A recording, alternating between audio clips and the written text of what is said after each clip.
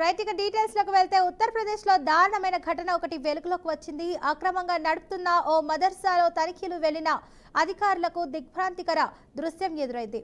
Terrace పై ఉన్న ఓ మరుగుదొడ్డిలో ఏకంగా 40 మంది బాలికలను బంధించి ఉంచిన అమానుషం బయటపడింది. ఇక అధికారుల రాకను గమనించిన నిర్వాహకులు బాలికను దాచిపెట్టేందుకు ఈ దారుణానికి పాల్పడినట్లు తెలుస్తుంది.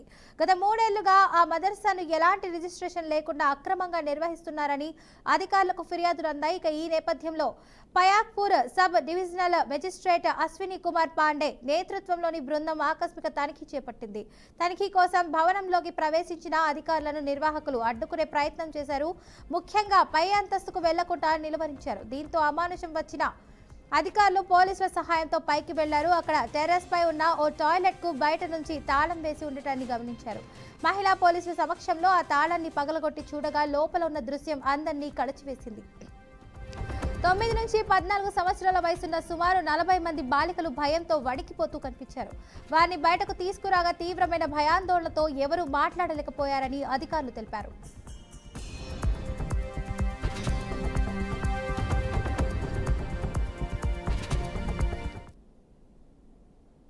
ఇక దీనిపై పూర్తి వివరాలు మా అవుట్పుట్ ఎడిటర్ వెంకట్ అయితే అందిస్తారు. చెప్పండి Venkat.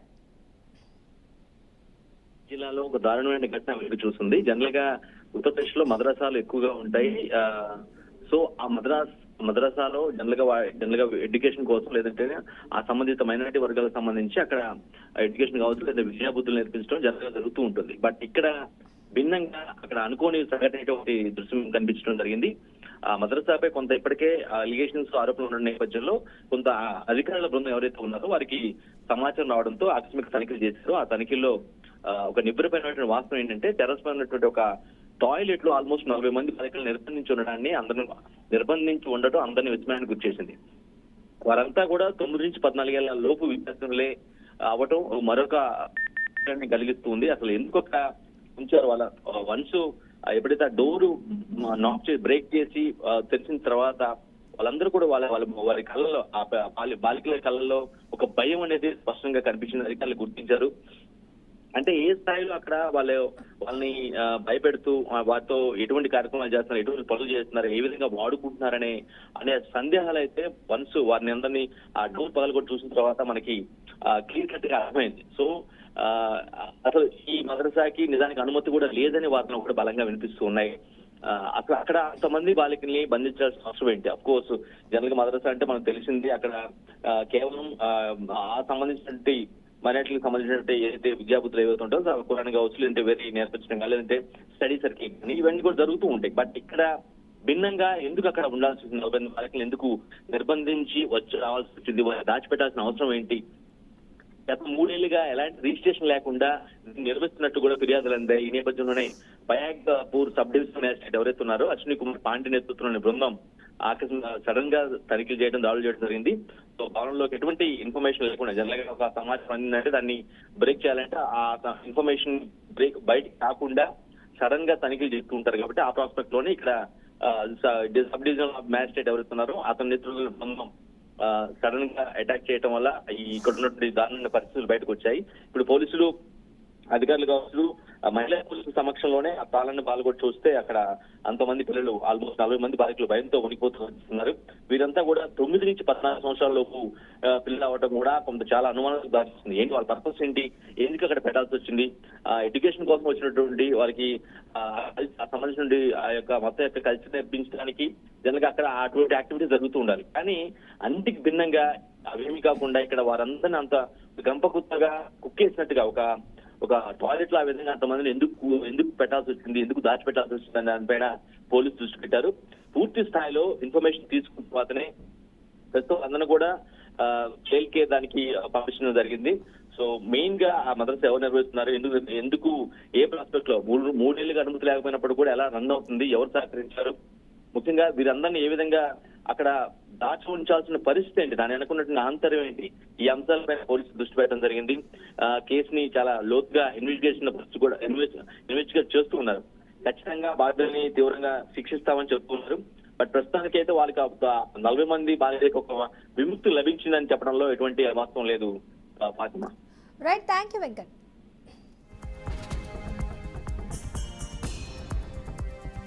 AP deputy CM power star Pawan Kalyan నటించిన ఓజీ సినిమాకు తెలంగాణ హైకోర్టు మరోసారి షాక్ ఇచ్చింది.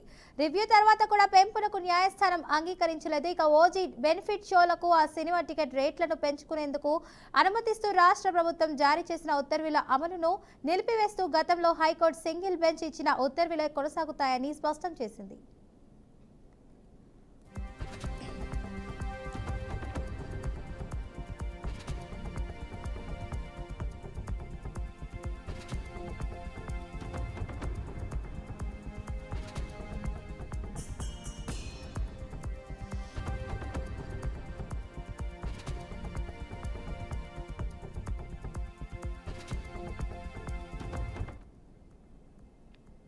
రాష్ట్ర అభివృద్ధిపై అసెంబ్లీలో సీఎం చంద్రబాబు కీలక వ్యాఖ్యలు చేశారు. రాష్ట్రం అభివృద్ధి చెందాలంటే లాజిస్టిక్స్ చాలా ముఖ్యమని చెప్పారు. ఇక లాజిస్టిక్స్ లో రోడ్డు రవాణా సైతం చాలా కీలకమన్నారు. జల రవాణా మార్గం ద్వారా సరుకు రవాణాకు చాలా తక్కువ ఖర్చు అవుతుందని తెలిపారు. ఇక రాష్ట్రానికి 960 కిలోమీటర్ల సముద్ర తీరం ఉండటం చాలా ఉపయోగకరమని చెప్పారు. రోడ్డు మార్గం ద్వారానే 41% సరుకు రవాణా జరుగుతోందన్నారు. ఇక ప్రస్తుతం రాష్ట్రంలో లాజిస్టిక్స్ ను ప్రాధాన్యం ఇస్తున్నట్లు చంద్రబాబు స్పష్టం చేశారు. జగన్ హయాంలో రోడ్లన్నీ అధ్వానంగా మారాయని తెలిపారు. ఇక రోడ్లపై గుంతలు లేకుండా చేస్తామని హామీ ఇచ్చామని ఆ మాట నిలబెట్టుకుంటామన్నారు. ముఖ్యంగా logistics, industries, investment and employment ఏదైతే మొన్న ఎన్నికల్లో చాలా స్పష్టంగా అభివృద్ధి చేస్తాం, ఉపాధి కల్పిస్తాం, అదే సమయంలో ఎక్కడికక్కడ ఎంప్లాయ్మెంట్ కూడా జనరేట్ చేయడమే కాకుండా ఆదాయాన్ని పెంచుతామని, వచ్చిన ఆదాయాన్ని సంక్షేమానికి ఉపయోగిస్తామని చాలా స్పష్టంగా చెప్పాం. ఈరోజు ఉండే సభ్యులందరూ కూడా ఈ సబ్జెక్ట్ మీద ఇది ఒక విధంగా చెప్పాలంటే అందరూ నేర్చుకోవాల్సిన అవసరం ఉంది.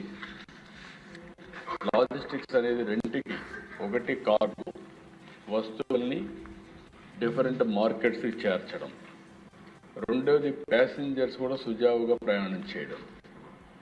అది ఒక రైల్వే స్టేషన్ కావచ్చు, లేకపోతే ఒక ఎయిర్పోర్ట్ కావచ్చు, ఒక పోర్ట్ కావచ్చు, లేకపోతే ఒక మార్కెటింగ్ ప్లేస్ కావచ్చు, ఎక్కడికైనా సరే చేర్చాల్సిన అవసరం ఉంది. బాలకృష్ణ అసలు ఎన్టీఆర్ వారసుడే కాదని, ఆయన నారా వారి వారసుడని మాజీ మంత్రి వైసీపీ నేత జోగి రమేష్ తీవ్ర వ్యాఖ్యలు చేశారు. బాలకృష్ణ నిజంగా నందమూరి వారసుడైతే ఎన్టీఆర్ స్థాపించిన తెలుగుదేశం పార్టీకి అధ్యక్షుడిగా ఉండాలని సవాల్ విసిరారు. చంద్రబాబు ఆ పార్టీకి అధ్యక్షుడు కాబట్టి బాలకృష్ణ ఎన్టీఆర్ వారసుడు కాదని, ఎప్పుడో చంద్రబాబుకు తొత్తుగా మారిపోయారని ఆయన విమర్శించారు. కూటమి ప్రభుత్వం ప్రజల భావ ప్రకటన స్వేచ్ఛను హరిస్తోందని జోగి రమేష్ ఆరోపించారు.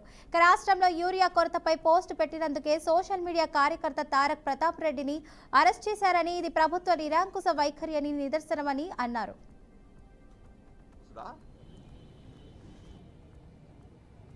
నారా వారసుడా,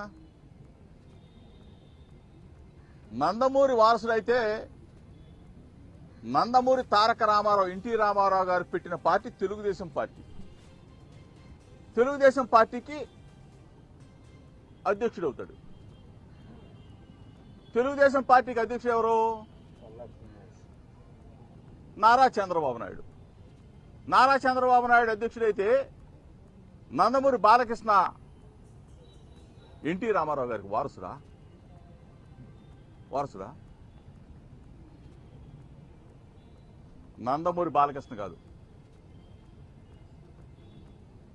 నారా బాలకృష్ణ. నందమూరి బాలకృష్ణ ఎప్పుడూ చంద్రబాబు నాయుడికి సంకనాగాడు, తొత్తుగా మారిపోయాడు, చేరిపోయాడు. కాబట్టి నందమూరి బాలకృష్ణ కాదు, నారా బాలకృష్ణ అని చెప్పేసి ఇక్కడి నుంచి చెప్పాను. బాలకృష్ణ నందమూరి వారసుడా? నారా వారసుడా?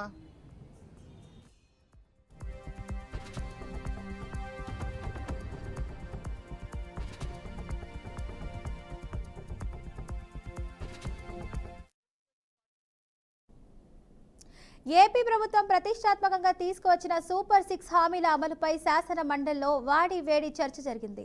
ఈ అంశంపై మంత్రి అచ్చెన్నాయుడు, విపక్ష నేత బొత్స నారాయణ మధ్య మాటల యుద్ధం నడిచింది. ఇక 6 పథకాలు అమలు చేస్తే అది సూపర్ హిట్ అంటారని, 3 కార్యక్రమాలు చేసి అయిపోయిందంటే ఎలా అని అన్నీ చేయాలి కదా అని విపక్ష నేత బొత్స నారాయణ సత్యనారాయణ ప్రశ్నించారు. ఇక దీనికి మంత్రి అచ్చెన్నాయుడు ఘాటుగా సమాధానమిచ్చారు. తామిచ్చిన హామీలన్నింటినీ అమలు చేశాం, సూపర్ 6 సూపర్ హిట్ కాదు, సూపర్ డూపర్ హిట్ అయిందన్నారు. ఇక సూపర్ 6 పథకాలతో ప్రజలు సంతోషంగా ఉన్నారనేందుకు ఫలితాలు నిదర్శనమని మంత్రి చెప్పుకొచ్చారు. సిగ్గు ఏ ప్రభుత్వానికి ఉందో, ఏ నాయకులకు ఉందో, ఎవరు మాట ఇచ్చి మాట తప్పారో, ఎవరు సిగ్గుమాలిపై ఉన్నారో రాష్ట్ర ప్రజలకు తెలుసు అధ్యక్ష. మీరు ఇచ్చే ఎంతసేపు అన్నారు సూపర్ 6 సూపర్ హిట్. వాటి సూపర్ 6 సూపర్ హిట్ అంటే ఏంటి? 6 పథకాలు చేసిన తర్వాత అప్పుడు సక్సెస్. మాకు తెలిసిన తెలుగు భాష, మాకు తెలిసిన తెలుగు భాష అది. మరి మీరు అరకొరగా మూడు కార్యక్రమాలు చేసి అరకొరగా ఇంకా అవి చేస్తామని చెప్తున్నారు. ఓకే, అయితే చూద్దాం. ఇంకా 3 కార్యక్రమాలు చేయాలి కదా. అవి సూపర్ 6 సూపర్ హిట్. సామాన్యుడికి అంత జ్ఞానం లేదు అధ్యక్ష. రాష్ట్ర ప్రజలు అందరూ చెవులో పోటీగా ఉన్నారు. ప్రజలందరూ చెప్పండి అధ్యక్ష. అధ్యక్ష అది మా ప్రజలు అడుగుతారు, దానికి క్లారిఫికేషన్ అడుగుతున్నాం. అది చెప్పని అడుగుతుంటే ఎందుకు కోపం అయిపోతారు? మీరు? ఎందుకు మీకు సహనం వస్తుంది, అవసరం వస్తుంది? ఎందుకు సహనం కోల్పోతున్నారు? అధ్యక్ష నాకు అర్థం అవట్లే. మేమిచ్చిన పథకాలు, మేమిచ్చిన హామీలు అమలు చేశాము కాబట్టే మొన్న 1 సంవత్సరం తరువాత మీ నాయకుడు జిల్లాలో 2 జడ్పీటీసీ ఎన్నికలు జరిగితే ప్రజలు 1 సైడ్ గా మీకు డిపాజిట్లు రాకుండా తెలుగుదేశం పార్టీ గెలిపించారంటే మేమిచ్చినటువంటి హామీలన్నీ అమలు చేశాం. ప్రజలు హ్యాపీగా ఉన్నారు కాబట్టే ఆ రిజల్ట్ వచ్చిందని కూడా గ్రహించాలి. మీరు ఈ రోజు నుంచి సూపర్ హిట్ కాదు అధ్యక్ష, సూపర్ 6 సూపర్ డూపర్ హిట్ అని చెప్పి మీరు మాట్లాడాలి. సంగారెడ్డి జిల్లా పటాన్చెరు నియోజకవర్గంలో రాత్రి నుండి కురుస్తున్న వర్షానికి 65వ జాతీయ రహదారిపై భారీగా వరద నీరు ప్రవహిస్తుంది. ఇక జాతీయ రహదారి నీట మునిగిపోయింది. రోడ్డుపైకి వరద నీరు చేరుకోవడంతో మోత్తంగి ఔటర్ రింగ్ రోడ్ అక్కడి నుంచి రుద్రం వరకు భారీగా ట్రాఫిక్ జామ్ ఏర్పడింది. సంగారెడ్డి నుంచి ఇస్నాపూర్ వరకు రోడ్డుకు 2 వైపులా కిలోమీటర్ల మేర భారీగా ట్రాఫిక్ జామ్ కావడంతో వాహనదారులు తీవ్ర ఇబ్బందులు పడుతున్నారు. పోలీస్ సిబ్బంది వరద నీళ్లలోనే ట్రాఫిక్ ను క్లియర్ చేస్తున్నారు. వాహనదారులు నానా ఇబ్బందులు పడుతుంటే కనీసం అటువైపు ఇరిగేషన్ అధికారులు చూడటం లేదు. భారీ వర్షం కురవడంతో జీహెచ్ఎంసీ పరిధిలో రోడ్లన్నీ జలమయంగా మారాయి. మొత్తం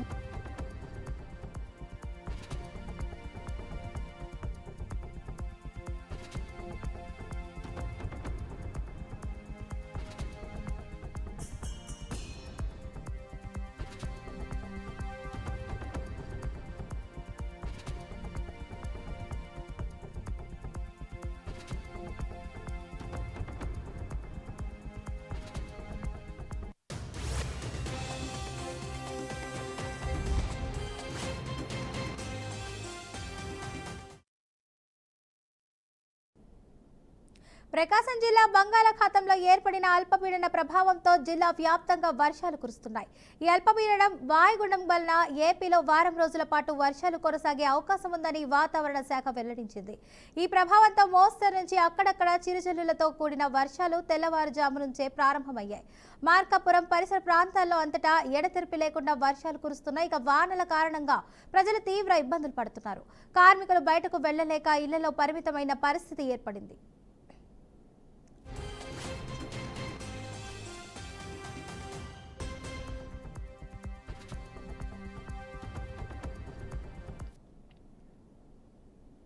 ప్రకాశం జిల్లా దర్శి మండలంలో పండగ పూట విషాదం చోటు చేసుకుంది. జగనన్న కాలనీ దగ్గర నీటి కుంటలో పడి కవల బాలురు రంగుల అఖిల్, నిఖిల్ మృత్యువాత పడ్డారు. దసరా సెలవులతో అమ్మమ్మ ఊరికి వచ్చిన చిన్నారులు ఆడుకుంటూ ప్రమాదవశాత్తు నీటి కుంటలో పడి మృతి చెందారు.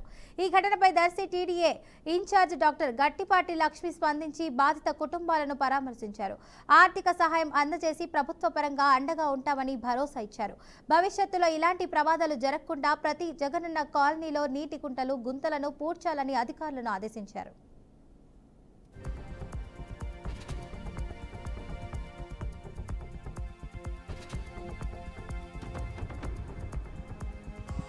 ఈరోజు ఉదయం సుమారు 9:30 సమయంలో లంకోజునపల్లి గ్రామ పంచాయతీ పరిధిలో ఉన్నటువంటి అగ్నిపురి కాలనీ దగ్గర ఒక ఇద్దరు పిల్లలు పక్కన ప్రొక్లేన్ గుంతల్లో వాటర్ ఉండేసరికి అక్కడ ఈత కొడదామని చెప్పి వెళ్ళారు.